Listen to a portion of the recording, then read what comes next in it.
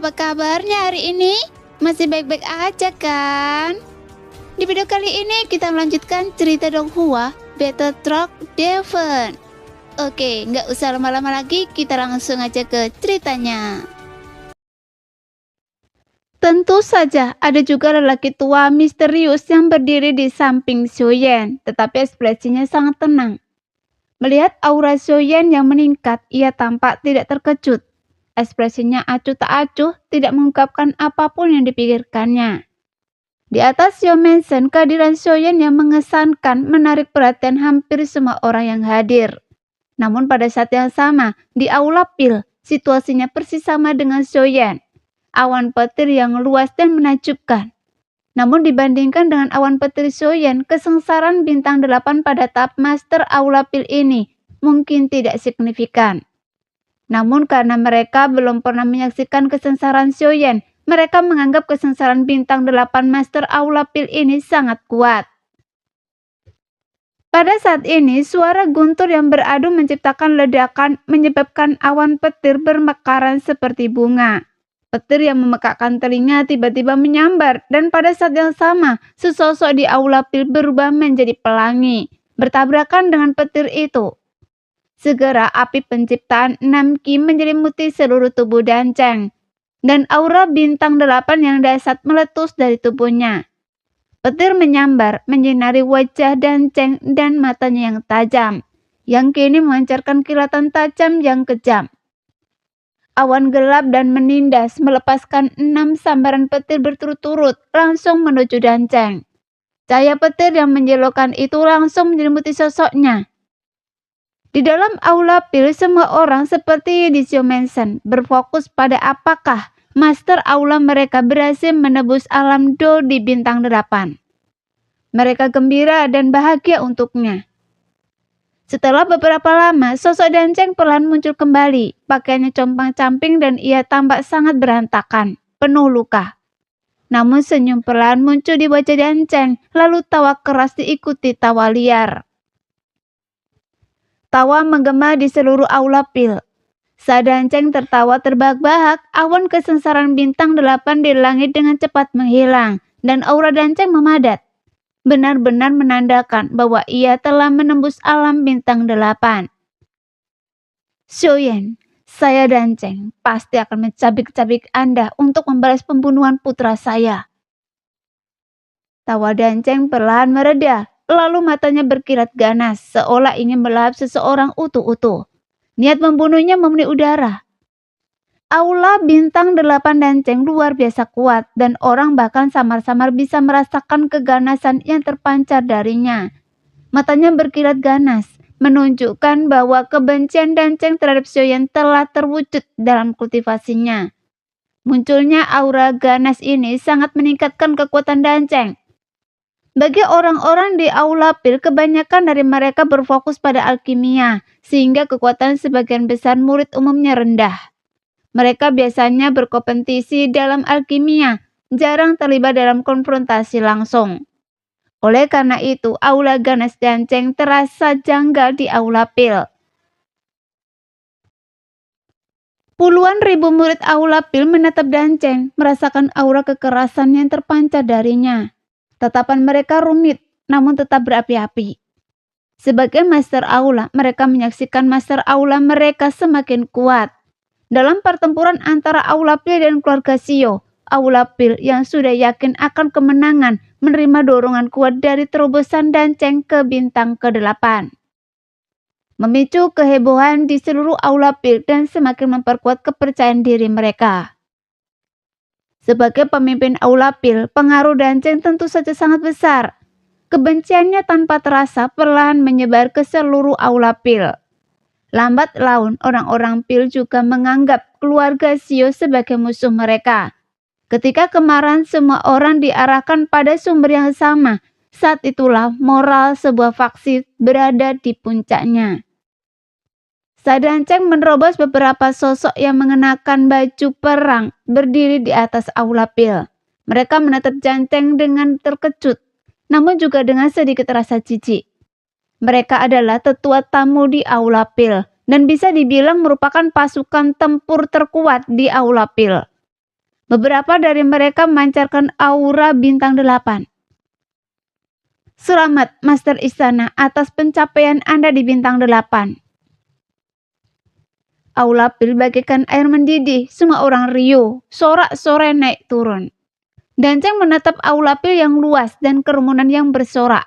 Tatapannya dingin dan acuh tak acuh, tanpa sedikit pun kegembiraan.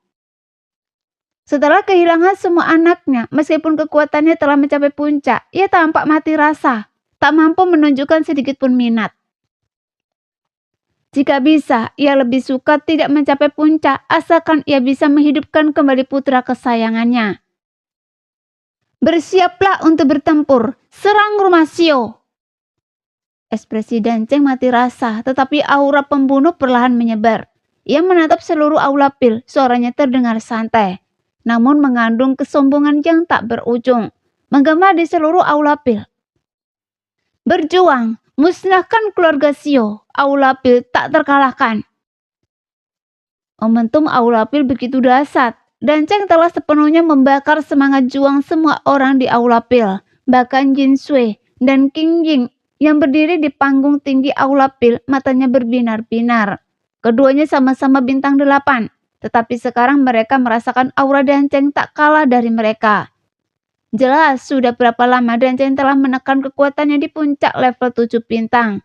Ledakannya saat ini seperti kebangkitan yang tiba-tiba, jauh lebih kuat daripada bintang 8 biasa.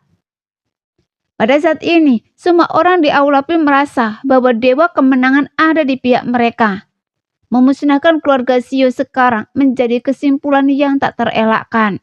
Sementara itu, tepat ketika semua orang di aula pil bersorak dan bersumpah untuk menghancurkan keluarga Sio, di atas rumah keluarga Sio, Xiaoyan merentangkan tangannya secara alami, tubuhnya membentuk bintang, dengan angin kencang yang berhembus di sekelilingnya. Pada saat ini, aura yang terpancar dari Xiaoyan sudah berada di tahap awal alam bintang 8, tetapi pertumbuhan auranya tidak memenuhi harapan. Tahap awal alam bintang ke-8 sudah cukup luar biasa dan seharusnya sudah berhenti, tetapi aura Xiaoyan terus berkembang pesat. Mungkinkah dia akan langsung menembus tahap tengah alam bintang 8? Hati King Yuntian dipenuhi gejolak. Menatap mata Xiaoyan, ia dipenuhi rasa tak percaya dan terkejut. Bagaimana mungkin King Yuntian tidak terkejut? Ketika Xiaoyan pertama kali datang ke benua Dodi, ia bertemu dengan klan iblis darah karena Kaisar Iblis Tua. King Yuntian telah menyaksikan Xiaoyan tumbuh di sepanjang jalan. Tetapi penampilan Xiaoyan telah jauh melampaui level para jenius. Ia telah mencapai level yang lebih tinggi di atas para jenius, bagaikan matahari yang terik, menyilaukan dan tak terbayangkan. Tapi bagaimana ia mencapai level seperti itu? Pertumbuhan yang begitu cepat. Menatap seluruh benua Dodi, tak seorang pun yang bisa menandinginya. Seolah-olah ia memiliki semua takdir dalam tubuhnya. Ini jelas bukan hanya keberuntungan. Segalanya tampak telah diatur untuk Xiaoyan, dan ada yang membantunya tumbuh sepenuhnya.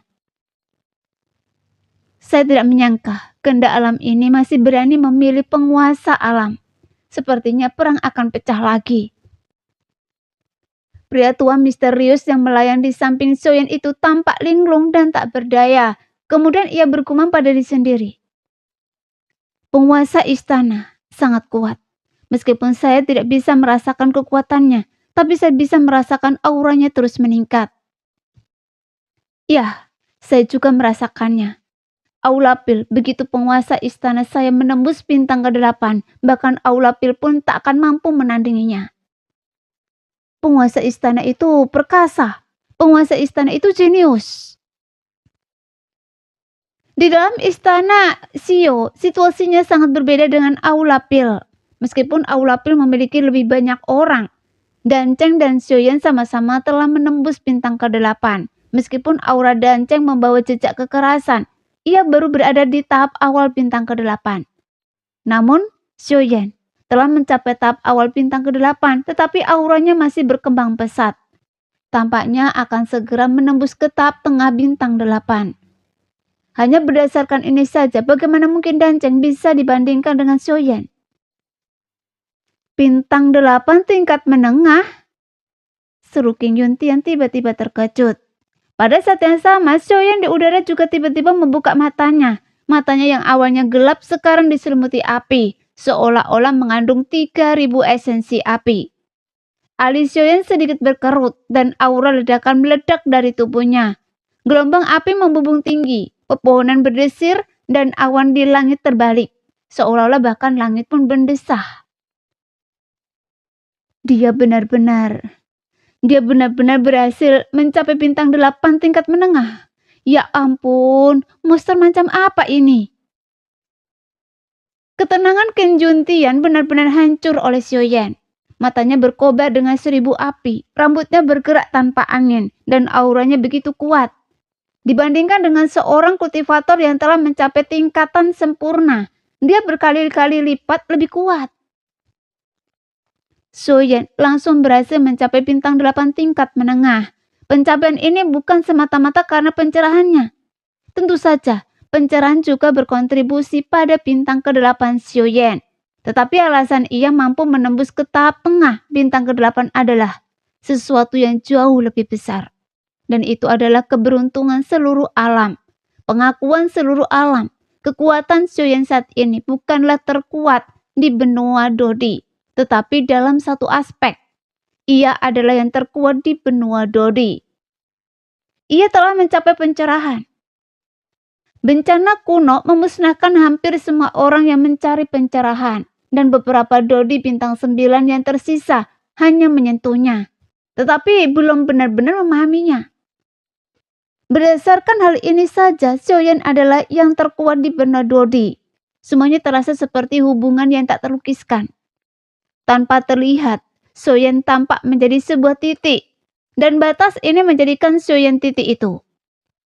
Titik Xiaoyan ini terhubung dengan segalanya, dan segalanya pada gilirannya terhubung dengan Xiaoyan. Ini disebut pengaruh keberuntungan batas. Mereka yang paling jelas merasakannya tentu saja adalah beberapa Dodi bintang 9 yang tersisa di benua Dodi. Sebagai makhluk terkuat di benua ini, mereka tentu merasakannya jauh lebih kuat daripada orang biasa. Orang ini, siapakah yang sebenarnya telah memperoleh kekayaan dari batas ini? Mata leluhur monster berbinar-binar dengan kegembiraan yang nyaris tak terpendam saat ia melihat ke arah tempat ia merasakan. Di tanah semerah darah, sesosok tubuh yang seluruhnya berlumuran darah duduk bersila. Tiba-tiba ia membuka matanya. Matanya tampak berwarna merah tua, namun masih tak mampu menyembunyikan rasa takjub dan kegembiraan yang sama dengan tatapan leluhur monster. Mungkinkah kita akan bangkit kembali? Sosok semerah darah itu bergumam pada diri sendiri, lalu perlahan menutup matanya. Senyum tipis tersungging di bibirnya, senyum penuh sukacita. Akhirnya seseorang telah bangkit di alam ini, di tepi tebing awan, sebuah puncak tunggal yang menjulang tinggi menembus awan, melampaui semua gunung lainnya. Berdiri di atas lautan awan yang terlihat hanyalah hamparan awan putih yang luas. Di puncak gunung itu berdiri sebatang pohon sakura. Kelopak merah mudanya berhamburan tertiup angin. Di bawah pohon sakura itu duduk seorang lelaki tua berjubah putih yang merupakan leluhur umat manusia, juga seorang Dodi bintang 9, memancarkan aura keagungan dunia lain. Sepertinya seseorang telah menunjukkan jalannya. Mungkin waktunya untuk kembali telah benar-benar tiba. Lelaki tua berjubah putih itu tentu saja merasakan hal yang sama. Meskipun tidak ada senyum, jelas bahwa 3 Dodi bintang 9 yang dikenal di seluruh benua Dodi memiliki ekspresi yang sama saat merasakan kebangkitan Xiaoyan. Mereka telah menunggu terlalu lama untuk hari ini. Tak seorang pun tahu mengapa mereka begitu gembira. Apakah mereka semua senang Xiaoyan telah mendapatkan persetujuan Jikong? Itu tetap menjadi misteri. Sementara itu, jauh di dalam gua hantu, markas aliansi bayangan, sepasang mata merah tua tiba-tiba terbuka. Wajah pucat tajam, penuh niat membunuh, menatap langit. Ekspresinya ganas, memperlihatkan 2 gigi tajam, seolah dipenuhi kebencian. Sialan, Bagaimana mungkin ini terjadi? Suara itu meraung, dan rantai yang tak terhitung jumlahnya yang memanjang dari punggungnya mulai bergetar hebat.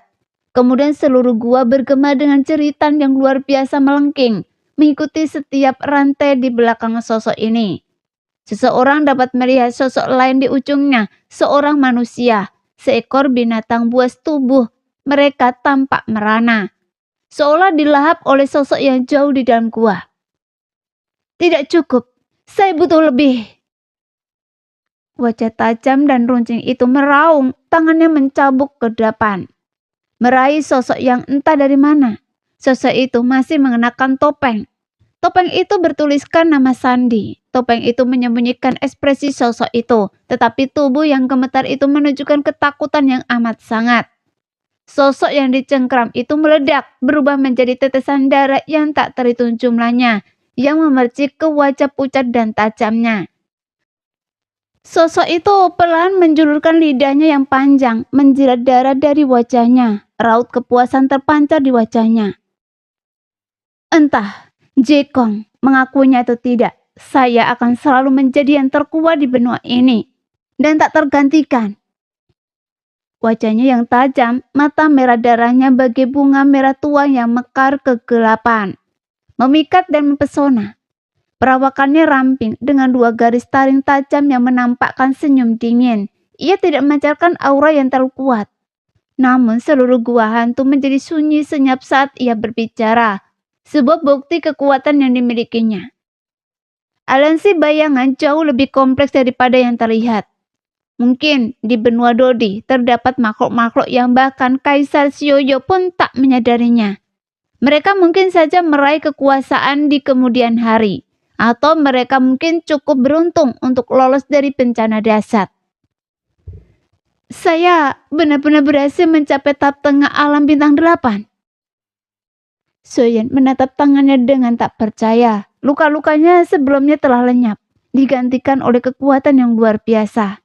Soyen pernah mengalami guncangan alam bintang 8 sebelumnya, tetapi ia belum pernah merasakan sesuatu seperti alam bintang 8 tahap tengah. Kekuatan yang mancar dari tubuhnya benar-benar membalikkan pemahamannya tentang kekuatan. Ki pertempuran yang bergejolak di dalam tubuhnya menyerupai api yang berkobar. Soyen mengepakkan tinjunya pelan dan suara menggelegar keluar dari tubuhnya. Energi tak terlihat meledak keluar, menimbulkan embusan angin lainnya. Lumayan. Soyen tak bisa menyembunyikan kegembiraannya. Ia kemudian pelan menatap cakrawala yang jauh, arah yang ditinggalkan Sun Er. Semoga senior bisa melindungi Anda dengan baik. Mungkin ini kesempatan untuk Sun Er. Sial, saya lupa bertanya pada Sun Er apakah anak saya perempuan atau laki-laki. Dan saya lupa menyebutkan namanya. Apa yang harus saya lakukan? Soyen menepuk bagian belakang kepalanya. Setelah masuki tahap terobosan, ia mendengar kata-kata Sun Er. Sun Er mengatakan bahwa ia sedang hamil. Meskipun ia tidak bisa bicara, ia sangat gembira. Namun masih banyak hal yang ingin ia ceritakan sebelum Sun Er pergi. Jadi semua ini salah senior itu karena pergi terlalu cepat. Ini bekas benua Dodi. Soyen tidak terburu-buru menanyakan identitas laki tua itu, meskipun ia tidak tahu bagaimana ia bisa menembus tahap tengah alam bintang 8. Pemandangan ini memberinya beberapa petunjuk. Terobosannya tampaknya berkaitan dengan peristiwa dahsyat yang terjadi di zaman kuno. Apakah ini benua Dodi sebelum peristiwa dahsyat itu? Mata Soyen sedikit menyipit, dan ia tak kuasa menahan diri untuk tidak mengagumi kemakmurannya. Dibandingkan dengan benua Dodi saat ini, bahkan kota Chushi yang paling makmur pun mungkin tak dapat menandingi sudut benua ini. Karena begitu makmur dan luas, seolah-olah seluruh benua itu adalah kota yang menjulang tinggi hingga menembus awan. Populasinya juga hampir mencapai puncaknya. Soyen melirik sekeliling dengan santai, dan meskipun itu ilusi, rasanya sangat nyata. Aura mereka sangat mengejutkannya. Ada beberapa aura di sekitarnya yang lebih kuat daripada auranya sendiri. Soyen saat ini berada di tahap tengah alam bintang 8, dan orang-orang ini semua lebih kuat darinya. baik di puncak alam bintang 8 maupun alam bintang 9. Seberapa kuat benua Dodi di masa lalu? Dulu saya mengira kota Jusi adalah kota terbesar dan yang paling makmur yang pernah saya lihat. Tetapi sekarang saya melihat bahwa keduanya hampir tak tertandingi, bahkan tidak setara. Apa sebenarnya disebabkan oleh bencana langit dan bumi di alam ini yang menyebabkan benua Dodi jatuh dari tempatnya dan menjadi begitu menyedihkan? Yang paling mengerikan adalah bahwa bintang 9 telah menjadi eksistensi terkuat di alam ini. Di masa lalu, jika bukan karena kehadiran dosen yang merajalela, bintang 9 tidak akan berarti apa-apa. Soyen melihat masa lalu benua Dodi yang luar biasa. Soyen selalu berpikir bahwa makhluk terkuat di benua Dodi adalah Dodi, seperti namanya. Tetapi apa yang dilihat Soyen di hadapannya sekarang membalikkan pemahamannya sebelumnya tentang benua Dodi. Nah, Anda ingin tahu kenapa benua Dodi jadi seperti ini? Pria tua itu berdiri di samping Soyen dan melihat keterkejutan Soyen. Sepertinya ia sudah menduganya. Soyen tidak menanyakan latar belakang pria tua itu karena ia bisa menebak tanpa bertanya bahwa pria tua itu bukan orang biasa dan memiliki kekuatan yang luar biasa. Kekuatan yang melampaui apapun yang bisa dipahami Soyen. Satu hal yang Soyen yakini adalah pria tua itu jelas berada di atas alam Dodi. Sebuah eksistensi yang jauh lebih kuat. Meskipun ia belum tahu tujuan pria tua itu, Soyen punya petunjuk bahwa itu pasti terkait dengan terobosannya ke tahap tengah alam bintang 8. Jadi Soyen mengangguk pelan. Pria tua itu melambaikan lengan bajunya dan dunia berubah warna. Angin dan awan berbalik dan sosok-sosok mulai muncul di langit di atas benua Dodi. Tatapan mereka semua tertuju ke arah yang sama. Mata mereka merah, dipenuhi niat membunuh saat menatap langit. Masing-masing dari mereka menghunus senjata, beberapa menunggangi naga-naga yang menjulang tinggi dan mengamuk. Aura mereka yang mengesankan seakan siap untuk melawan langit. Namun jelas mereka tidak. Dari balik awan tebal sesosok merah pertama kali muncul. Setelah diamati lebih dekat, sosok merah ini memiliki anggota tubuh yang panjang dan penampilan yang mengerikan dan ganas.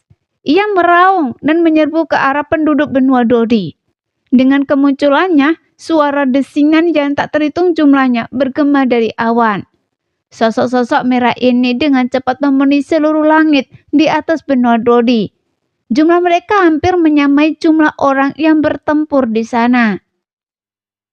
Dari mana monster-monster ini berasal? Soyen menatap sosok-sosok yang berdesakan itu, menyaksikan kebrutalan pertempuran yang luar biasa. Kedua belah pihak hampir tidak bertukar kata, terlibat dalam pertempuran langsung, karena adegan berdarah terbentang tepat di depan mata Soyen. Skala pertempuran ini tak tertandingi oleh pertempuran antar kekuatan lainnya. Ini adalah pertempuran antar dua alam. Soyen tetap diam, sudah tahu hasilnya. Benua Dodi menderita kekalahan telak, hampir semua prajurit kuatnya musnah. Seluruh benua Dodi tampak terbalut jubah merah darah dan hujan darah jatuh dari langit. Para prajurit ini tidak hanya berjuang untuk diri mereka sendiri, tetapi juga untuk tanah air mereka. Melihat sosok mereka yang berjatuhan, mata Soyen berbinar semangat juang. Namun juga rasa hormat yang mendalam kepada para pendahulu yang gugur demi tanah air mereka. Senior, apakah ini bencana langit dan bumi? Bermanikan hujan darah, meskipun itu semua ilusi, rasanya seolah-olah yang menyaksikan pertempuran di masa lalu. Soyen menghela nafas dan menatap lelaki tua itu. Pria tua itu mengangguk pelan. Ya, kita kalah, dan mereka membuat perjanjian. Saat itu benua Dodi cukup kuat untuk merebutkan wilayah tingkat menengah. Tetapi penduduk benua Dodi tidak berniat bersaing. Namun mereka tetap dibantai. Mereka juga membatasi jumlah orang dari wilayah tingkat rendah yang bisa naik ke Dodi. Sekarang kekuatan benua Dodi jauh berbeda dari sebelumnya. Kekuatannya telah sangat berkurang dan hanya bisa dibandingkan dengan wilayah tingkat rendah atau bahkan beberapa wilayah tingkat paling rendah. Sungguh menyebalkan. Mata Soyen memerah. Ia telah berada di benua Dodi selama lebih dari 1000 tahun. Memang kebanyakan orang di benua Dodi sangat cinta damai. Ini mungkin kebiasaan yang diwariskan dari generasi ke generasi. Dan mungkin justru karena penduduk benua Dodi mencintai perdamaian. Dan karena kehendak wilayah ini, mereka menderita bencana yang begitu dahsyat. Mereka berasal dari alam dewa darah, alam tingkat menengah. Dasar dari alam tingkat menengah. Oleh karena itu, mereka dengan gigih menekan alam tingkat rendah yang mengancam status mereka. Dan benua Dodi adalah salah satunya. Situasi ini tidak terbatas pada alam dewa darah. Mereka juga menargetkan banyak alam tingkat menengah bawah. Prinsip bertahan hidup yang terkuat sama di mana-mana, termasuk di antara alam. Pria tua itu menjelaskan kepada Xiaoyan, meskipun istilah-istilah ini agak asing, Xiaoyan bukan pertama kalinya mengenalnya dan dapat memahami sebagian artinya. "Mengapa Anda mengatakan ini pada saya?" Xiaoyan bertanya kepada pria tua itu yang matanya tetap tenang, tampak agak tak berdaya. "Karena itu, memilih Anda sebagai penjaganya, saya harus memberitahu Anda tentang hal-hal ini." Itu yang dibicarakan pria tua itu tentu saja adalah kehendak alam ini. Xiaoyan tidak sepenuhnya yakin apa yang dimaksud dengan kehendak alam ini, tetapi ia menduga itu pasti alasan ia menerobos ke tahap tengah alam bintang 8. Kalau tidak, bahkan dengan pencerahan, Xiaoyan tidak mungkin langsung menembus ke tahap tengah alam bintang 8. "Itu? Siapa itu?" tanya Xiaoyan masih ragu. "Kehendak alam ini telah memilih Anda. Sebenarnya itu karena alam ini telah mencapai posisi yang sangat tidak stabil, termasuk alam tingkat rendah. Karena kekalahan alam dewa darah, alam tingkat menengah, benua Dodi sudah dalam bahaya besar. Jika tidak ada tindakan yang diambil, alam ini mungkin akan ditaklukkan oleh alam lain. Pada saat itu, kehendak alam ini juga akan diambil alih, jadi ia memilih Anda." Pria tua itu menjelaskan kepada Xiaoyan. Mendengar itu, Xiaoyan bertahan kening. Namun bukan karena sesuatu yang khusus, tetapi karena ia merasa tanggung jawab di pundaknya terlalu besar. Ia hanyalah seorang Dodi bintang 8, bahkan belum mencapai bintang 9. Mengapa kehendak alam ini tidak memilih makhluk terkuat di benua Dodi, tetapi malah memilih seseorang yang hanya berada di tahap tengah bintang 8. "Saya hanyalah seorang Dodi bintang 8. Sekalipun ia memilih saya tak punya kekuatan untuk membantunya mewujudkan keinginannya. Kenapa tidak memilih seseorang yang telah lebih kuat, seperti Dodi bintang 9? Mereka pasti jauh lebih kuat daripada Dodi bintang 8 seperti saya." Shen menceritakan kebingungannya kepada lelaki tua itu. Namun lelaki tua itu terkekeh dan mengusap-usap tubuh Xiaoyan dengan jari-jarinya. Kemudian sebuah api menyala di ujung jarinya. Dan api ini berasal dari api surgawi di dalam tubuh Xiaoyan. Bintang 9 adalah makhluk terkuat di benua Dodi ini. Tetapi mereka hanyalah bintang 9. Sebenarnya bintang 9 sama sekali tidak berguna. Ia harus lebih kuat, jadi ia memilih Anda. Sedangkan untuk Anda, saya tahu Anda tidak sesederhana kelihatannya. Bahkan makhluk seperti itu pun telah muncul. Apalagi Anda. Saya merasakan aura yang sangat halus pada Anda, aura yang seharusnya tidak ada pada Anda. Lagi pula Anda telah memahami Do. Sebagai orang pertama setelah bencana benua Dodi, selain Anda, tak seorang pun yang layak menyandang gelar ini." Pria tua itu berkata perlahan, matanya dipenuhi emosi yang kompleks. Di mata pria tua itu, Xiaoyan melihat keputusasaan, namun juga harapan. Seolah-olah keputusasaan seharusnya ada, tetapi karena kemunculan Xiaoyan, secercah harapan muncul. Mendengar ini, keringat dingin membasahi dahi Xiaoyan, seolah-olah semua yang ia sembunyikan telah menjadi transparan di depan mata pria tua itu. Tak diragukan lagi, semua yang ia sembunyikan telah terungkap dalam sekejap. Tapi Xiaoyan terdiam, ia masih merasa tak mampu. Apa yang ia lihat sungguh di luar imajinasinya. Ia hampir mati disambar naga petir untuk menembus bintang 8. Siapa yang tahu cobaan macam apa yang akan dihadapi di bintang 9? Memikirkan hal ini, Xiaoyan tak kuasa menahan diri untuk tidak bergidik. Dan lelaki tua itu berkata, bahwa bintang 9 saja tidak cukup. Jadi bukankah ia harus mencapai tingkat dosian? Atau bahkan lebih tinggi? Ini rumahnya, dan saya telah menyaksikannya melindungi semua makhluk hidup, mempertaruhkan nyawanya sendiri untuk melindungi mereka. Dia bahkan sering berkata bahwa balas dendam adalah misinya, tetapi ia tidak tahu bahwa melindungi adalah takdirnya. Laki tua itu berbicara lagi sebelum Shen sempat berbicara. Shen sangat terkejut dengan apa yang didengarnya, karena kata-kata lelaki tua itu sangat menyentuhnya. Lelaki tua itu perlahan menoleh, matanya yang biasanya tenang kini memerah. Ia meletakkan tangannya di bahu Xiaoyan, menatap mata Xiaoyan dengan ekspresi serius dan sungguh-sungguh. Saya akan melakukan yang terbaik, tetapi tak banyak yang bisa saya lakukan, jadi saya membutuhkan Anda. Tentu saja Anda tak punya kewajiban untuk membantunya, tetapi saya harap Anda akan memperlakukannya seperti rumah Anda. Melindungi rumah Anda dari bahaya, demi dirinya, dan demi semua kehidupan dan makhluk yang ada di alam ini. Pria tua itu menatap Xiaoyan dengan sungguh-sungguh dan berkata, pikiran Xiaoyan kembali kalut, dan ia berbalik menatap orang-orang yang bertarung di sekelilingnya. Xiaoyan terguncang, ia tak berani berpikir. Jika orang-orang ini keluarganya, teman-temannya, jika ini masa depan mereka, Xiaoyan pasti akan bertarung seperti yang mereka tak kenal takut. Mempertaruhkan nyawanya untuk melindungi rumah mereka. Seiring Xiaoyan tumbuh dewasa, ia bukan lagi bocah naif yang menjelajahi dunia sendirian. Ia telah dewasa, memiliki keluarga dan orang-orang terkasih. Ia tak lagi mengejar tujuannya dengan gegabah dan tanpa kendali. Perlahan-lahan Xiaoyan menyadari bahwa menjadi lebih kuat bukan lagi tentang mengejar kekuatan yang lebih besar, tetapi tentang memiliki lengan yang kuat untuk merangkul keluarganya dan memiliki kemampuan yang cukup untuk melindungi apa yang ingin ia lindungi. Sepertinya masalahnya jauh lebih besar dari yang saya bayangkan.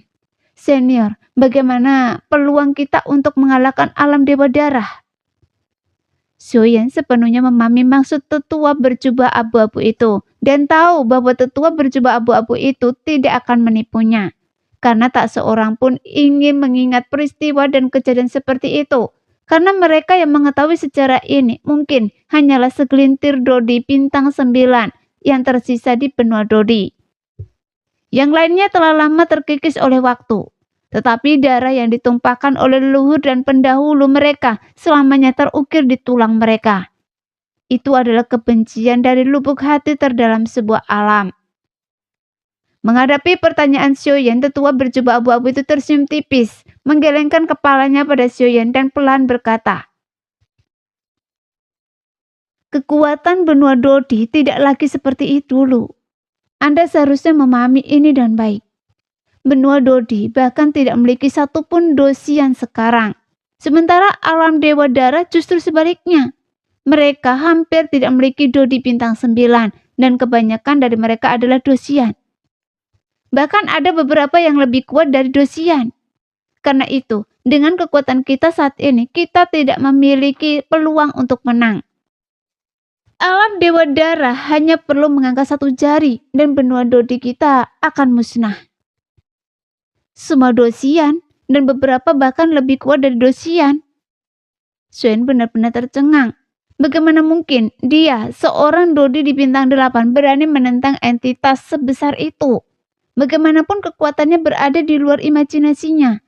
Dengan kekuatannya saat ini, dia mungkin bukan tandingan seekor semut, bahkan sebesar debu sekalipun. Jadi Xiaoyan terdiam. Tetua berjubah abu-abu itu melihat ekspresi Xiaoyan terkekeh pelan. Anda tak perlu terlalu khawatir. Pertempuran seperti ini bukanlah pertarungan kecil antara pasukan Anda. Kita punya banyak waktu untuk bersiap, dan Anda punya banyak waktu untuk berkembang. Jadi, Anda tak perlu terburu-buru. Karena Jikong telah memilih Anda mungkin akan menjadi satu-satunya Dodi di benua Dodi kita yang akan maju dan menjadi dosian.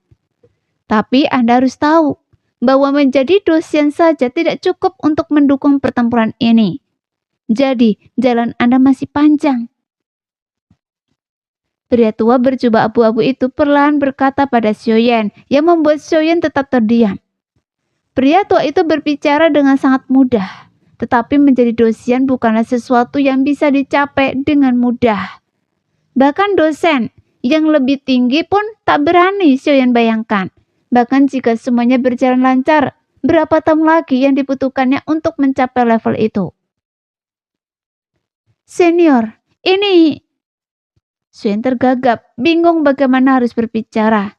Bukan karena ia kurang ambisi, tetapi tujuannya terlalu ambisius. Ia tahu batas kemampuannya sendiri. Ia tak bisa hanya berkhayal. Xiaoyan awalnya mengira pertempuran di Aula Pil akan menjadi yang paling brutal yang pernah dihadapinya. Tetapi tanpa diduga, bahkan sebelum pertempuran di Aula Pil dimulai, sesuatu yang lebih sulit telah menantinya. Nah, Anda tak perlu terlalu memaksakan diri. Tentu saja saya mengerti, ini sangat penting dan perjalanannya masih panjang. Saya hanya memberitahu Anda tentang masalah ini. Jangan khawatir, saya akan melindungi Anda di benua Dodi ini mulai sekarang. Namun jangan terlalu bergantung pada saya, karena itu tidak baik untuk Anda. Baiklah, sudah cukup bicaranya, saya harus pergi sekarang. Pria berjubah abu-abu itu menghibur Xiaoyan, lalu sosoknya mulai menghilang. Senior, junior ini tidak tahu nama Anda. Xiaoyan buru-buru bertanya, melihat ilusi di sekitarnya menghilang dengan cepat. Kebetulan, marga aku juga Xio. Panggil saja saya Tetua Ling. Saya pergi dulu, nak. Jaga diri Anda dan jangan panggil saya kecuali benar-benar perlu. Setelah pria berjubah abu-abu itu selesai berbicara, sosoknya menghilang sepenuhnya dan ilusi di sekitarnya pun lenyap, mengembalikan pemandangan aslinya. Dia juga bermarga Xio Wutian. Ekspresi Xiaoyan sungguh rumit. Ia terkejut sekaligus takjub.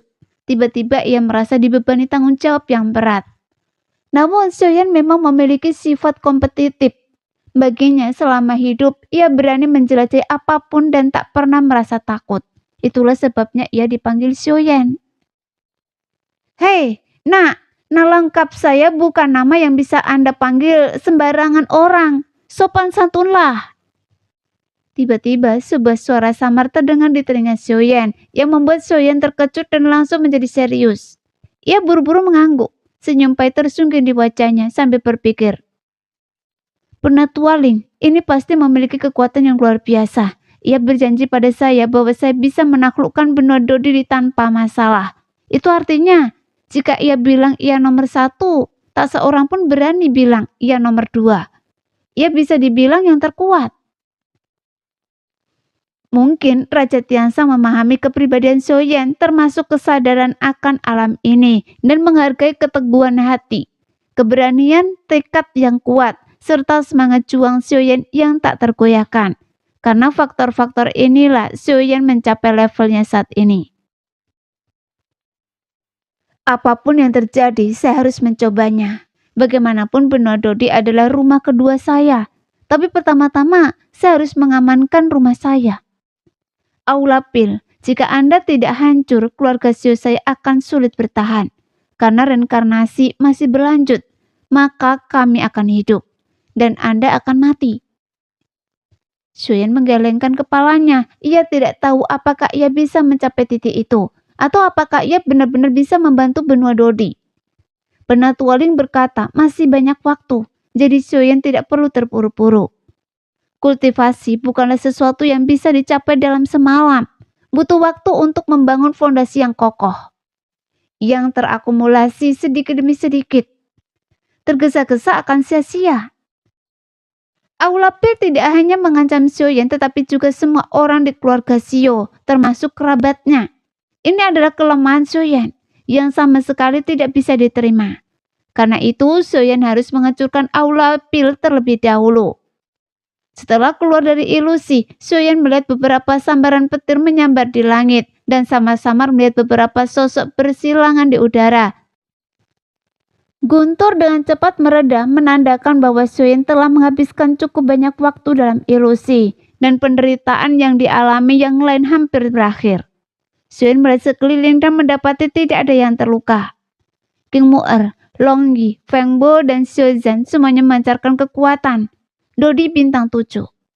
Awan petir di langit berangsur-angsur menghilang. Meskipun keempatnya tidak terluka, mereka tampak kelelahan. King Mu'er menghela nafas pelan, menoleh dan tiba-tiba melihat Xiao Yan di bawah. Begitu melihatnya, senyum cerah langsung tersungging di wajah King Mu'er. Dan ia pun bergegas menghampiri. Pembohong kecil, Anda kembali. Saya sangat merindukan Anda. King Mu'er menghambur ke pelukan Xiao Yan, sehingga Xiao Yan terkejut sesaat, lalu senyum bahagia tersungging di wajahnya. Nah, demikianlah cerita hari ini. Kita jumpa lagi lain hari ya guys ya. Bye-bye.